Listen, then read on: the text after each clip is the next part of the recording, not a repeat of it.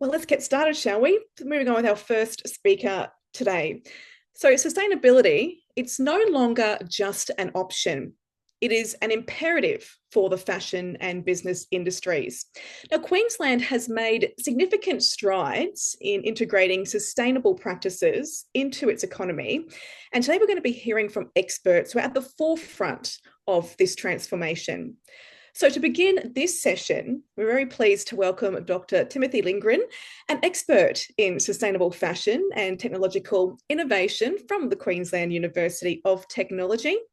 And he will explore why sustainability is vital for Queensland and also discuss how business can leverage technological advancements to drive sustainable growth. Thank you so much, Dr. Timothy Lindgren. Thank you, Olympia. Yes, look, as I've been introduced, I manage the fashion program at QUT, and QUT is Australia's premier institution for fashion. It's the longest running institution for fashion in Queensland. And so I'm going to do a little bit of a presentation today, really in relation to how we as academics think about the impact of fashion on the environment that we live in. Queensland is a very pristine environment, and we're very pleased to try and approach that very carefully. Next slide, please. Before I begin, because we're all over the place, and I recognise that you may not be in Brisbane, I'm going to acknowledge that I am in Brisbane and that QUT is across 2 campuses in Brisbane, particularly in the city in Golden Grove, which is a suburb. So QUT acknowledges the Turrbal and Yugara, the First Nations owners of the lands where QUT now stands. We pay respect to their elders, laws, customs, and creation spirits. We recognise that these lands have always been places of teaching, research, and learning. QUT acknowledges the important role Aboriginal and Torres Strait Islander people play within the QUT community. So next slide, please. Right. So a little bit about me. I'm very, very pleased to have been invited to speak today. I have spent much of my life in the fashion industry, and particularly with Brisbane as my home base. I have spent much of my life working between Brisbane and China in particular. So I've got a great knowledge of supply chain and the way that fashion works and the way that we need to think about the future of fashion as we move forward. What I'd like to think about is that the role that I now have as an academic at QUT, where I manage the fashion program, is about preparing fashion people for the future. So my role is really to think about who the employees might be in your businesses and how you can have premium employees in your businesses that might come out of our program. And I'll also add that all of my PhD students that work with me on developing research projects into the future of fashion in the Asia-Pacific region are all Chinese or Asian. So there's a very, very keen interest in moving that space forward. Another phrase you're going to hear from me is the word fashion system. So the fashion system is the organisation of the global supply chain and all the actors in that global supply chain. It's just a way of organising this whole space, which is, designers and fashion people and so on. So I'm not going to try and speak to specialities that other people have. We've got a great number of experts here that will speak to the beauty of Queensland and so on. So I'll flip through those quite quickly, but I do want to get into some of the other aspects of our program. Next slide, please. I have 5 themes: why Queensland for fashion, global fashion system and supply chain, core design principles, and the core design principles are the principles we use at QUT to think about product design. I'm going to talk about sustainability in the waste economy, and I'll also talk about technology and fashion. Bear in mind that these are all the perspective for all of these is really about the way that we approach the teaching and research space for academics. Next slide, please. So why choose Queensland for fashion? It's a great question. It's actually Australia's most relevant state in terms of fashion and its contemporary lifestyle centre, I suppose, for fashion, which is all of the cultural events that we have. It's fast becoming the fashion capital of Australia, And the reality for this is that once upon a time, Sydney and Melbourne were the cultural homes of fashion. Media has changed, and fashion media is now ubiquitous, which means it's on all the time.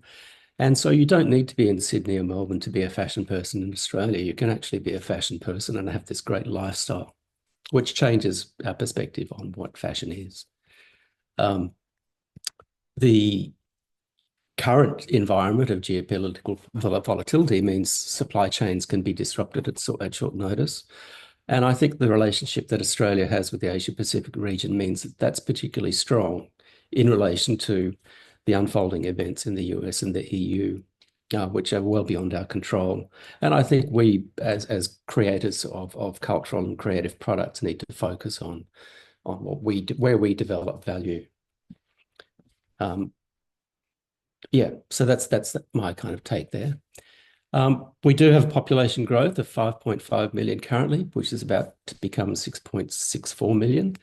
The other aspects around this are the fact that we are dense along the coasts. So beach lifestyle country, it's kind of like that. But that also means that we have an increased demand for residential property. And the reason I say that this is important in the context of fashion is because fashion's a kind of a cultural output. And that means that the way that we live in the buildings that we live in is also very, very important for the way that we consume fashion products. Next slide, please. The other thing that's been mentioned in the previous slides that we saw are the 2032 Olympics. 2032 Olympics are quite important in relation to a future vision for our state. It means that people moving to Queensland will aspire to be part of the economy that develops around that. And the significant economic and social outcomes that we have there mean that there's going to be increased job creation, increased tourism, and also the legacy of cultural exchange and world-class facilities that will be left behind for the people that live in this state to enjoy. So QUT, as an academic institution, is already working with a variety of fashion brands and sporting product designers in particular, who will bring their products to market in time for the Olympics. Much of the work that we do at QUT involves regulatory compliance and intellectual property management, as well as product development using new technology. Next slide, please. Underpinning all of this is the fashion infrastructure that we have. So fashion is not just the retail stores that you see in the city and the fashion in the digital economy. Fashion is also the great degree of research and academic teaching that we do in Queensland. QUT is not the only institution. There are a number of institutions you can go to, but QUT is by far the leading institution in that particular space. Next slide, please. So I'm going to move on to this next topic, which is the global fashion system and supply chain. And bear in mind that this space that I'm speaking about is quite a macroscopic, so quite a large space. What we do know is that, sorry, I'm just going to click up my slides. What we do know is that the global fashion system is changing along with the supply chain. And supply chain is really all the activities that feed into that consumer end product that we have. We know at QUT, among the fashion researchers there, that luxury fashion brands in Europe are facing very little growth. Certainly in fourth quarter 2024, I think only Hermes posted a profit.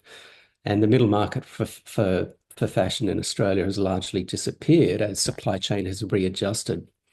One of the things that's impacted that is the cost of living as fashion choices become more discreet. So people are taking more time to choose what they want to buy.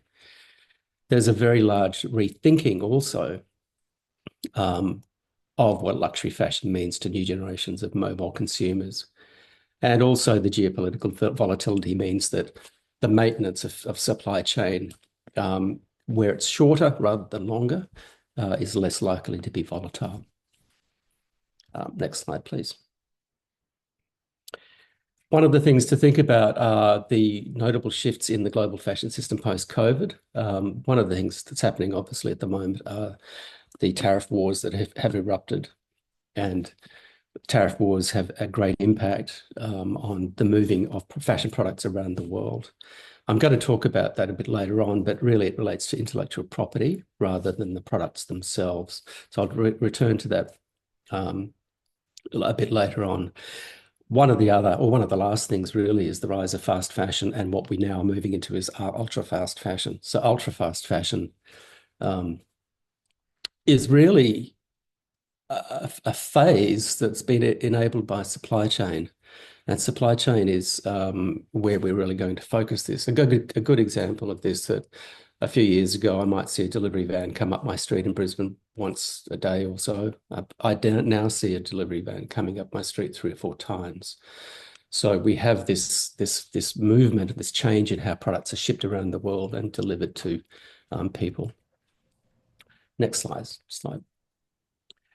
One of the things that you need to think about as fashion people, if you're thinking about coming to Queensland to sell your clothing or set up your fashion businesses, is that the efficiencies of the business models used by Shein, Temu, and more recently Amazon Hall mean the structure of the global fashion system, so not just the Western fashion system, but the entire fashion system, is being undermined by faster, more agile operators. And they do this, obviously, as many of you know, by using algorithms to aggregate your data. And this comes from your use of social and digital media for predictive trend modeling. So traditional fashion seasons and big wholesale events that were once how Europe particularly organised the sale of fashion are now becoming largely redundant, excuse me, except as marketing events. And the way to think about that is to think about Meryl Streep in that movie, The Devil Wears Prada, where she was playing Anna Wintour from American Vogue. Anna Wintour was once considered the most powerful woman in the world, and you might argue quite convincingly that perhaps it's the Kardashian family now who are using their very, very clever ways of manipulating digital and social media that they're now the influencers in the world. The next topic is the core design principles for fashion. So I'm going to talk about really the generation and management of intellectual property. The value that you create in your intellectual property is your most valuable asset. The fashion product is not. It's just where the value is transmitted from consumer to you. When you decide to bring an idea into the world, you must think about how you have to take it out of the world, and that's a design principle. But in that process, real value is created, which can be leveraged and sold. And so you know this through your brand management. But this is also a key aspect of how you enter the market for fashion in Brisbane. How are you going to market that? How are you going to sell that? Another way to think about that is, regardless of where you are, if you look around now, if you look around the environment that you're in, every object that's not part of the natural environment has been designed by someone, by a human being. And most of these products are good, but many are not well designed. So when a designer conceives a new idea and brings it into the world, its value is in its use and its IP, but increasingly on the impact it has on the environment. Another consideration is authenticity and legitimacy through transparency. There are lots and lots of laws and policies that will unfold over the next few days about these sorts of kinds of ideas. But transparency really is the public disclosure of information that enables people to be who are decision makers to be held accountable. And for the fashion industry, it means sharing information about supply chains, business practices, and their associated impacts on workers, communities, and the environment. For many of you, it's likely that Gen Z will be your entry point into the market, so people that are relatively young, and they have a huge access to knowledge through digital and social media, so bear this in mind, because Gen Z is also very, very resilient, but very resistant to the rising cost of living. So Gen Z, depending on your product brand, your price points that you're talking about, are really, really aware in terms of the transparency of the ethical and moral stance that you convey through your brand communication strategy. Next slide, please. The final two principles are very, very closely linked, and I think tomorrow you'll hear from 2 of our experts at QUT who will speak specifically about these areas or these ideas. But design for disassembly is a principle at QUT that we are very adamant about putting into our design practice. And it means we consider very carefully about whether a product needs to come into the world, because in that process, we need to consider how we take it out of the world. That's our responsibility now. And you'll find that policy and government initiatives are now focused on passing that on to the manufacturer rather than the consumer. Circularity, as per the definition there, is about a closed loop system, minimizing waste, maximizing resource efficiency, and thinking about longevity, repairability, recyclability, reuse, and recycling. In turn, excuse me, asking you to consider what the purpose is of a fashion product. Next slide. So at the moment in Queensland, we have a global leader in this space, and that is Blocktex. Blocktex is a very entrepreneurial initiative, and I encourage you to go to the website and have a look at what they do. Blocktex is linked with government in terms of their recovery programs for products in particular, fashion products in particular, but not just fashion, any kind of textile. Next slide, please. So sustainability in the waste economy is my next topic. What we do know is that Australia has surpassed the US as the biggest consumer of textiles. So you might think about how many of those products are coming in through that delivery man coming up your street. It's especially poignant as there is some data, some very, very early data that suggests we're moving beyond that concept of even fast fashion, ultra fast fashion, into single-use fashion, which is fueled by very, very efficient supply chain management and those algorithms that gather your data very carefully. And so this kind of fashion emulates the efficiencies in the health system, where production models for single-use products are very, very efficient. Ultimately, it means that as you bring product into Queensland, it's your responsibility to think about where that ends up. We do know that around about 200,000 tonnes of clothing ends up in landfill, which is equivalent to 4 times the Sydney Harbour Bridge if you happen to be in New South Wales at this particular time. The federal government has proposed a 4-cent levy through its Seamless program. Seamless is an initiative under the federal government to cut clothing waste. Unfortunately, the levy is too low to change brand behaviour, and it should be increased, but the impacts of that on the cost of goods is something to think about. This is really because most of this product ends up in landfill, but then Shein and Temu, as the key actors in that place or in that market, basically divert around about $2 billion a year into their pockets, leaving us with the problem in Australia to think about and to kind of put into landfill and pass that cost on to the ratepayers in Queensland. Next slide, please.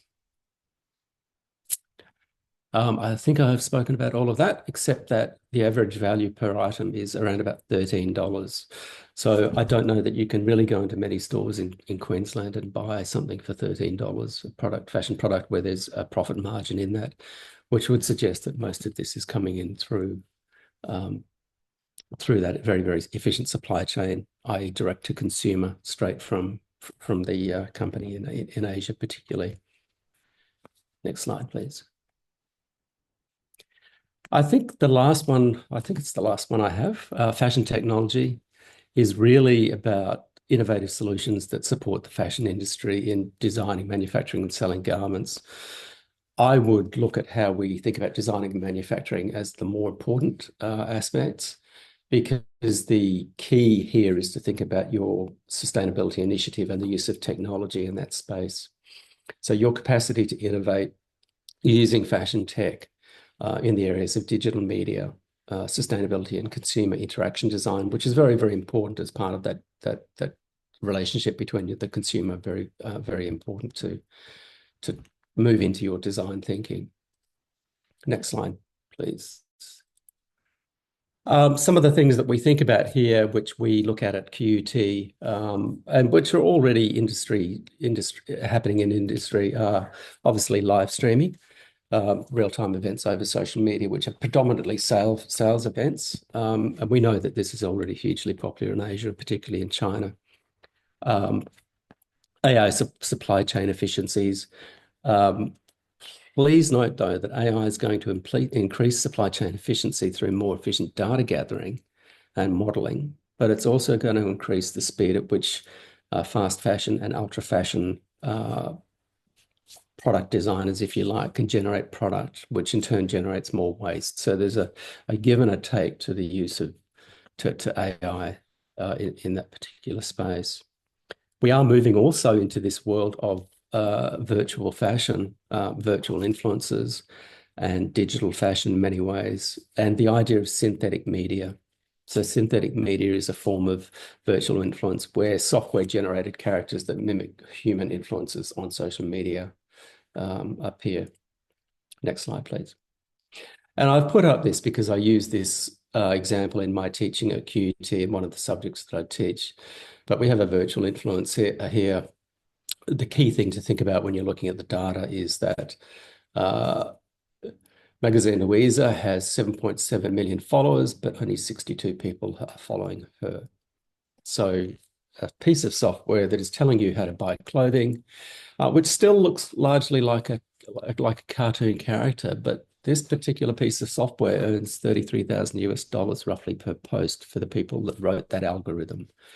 So it's a hugely influential space to think about, and it would invite you to be very critical about how you consume fashion. Next slide, please. We also have technology in fashion in terms of the evolution of 3D printing for mass customization. Now, fashion garment production also works with health, and these things are also quite an important part of the health industry. The opportunity for mass customization is huge because you can use your production systems to make something for one person by using this idea of mass customization.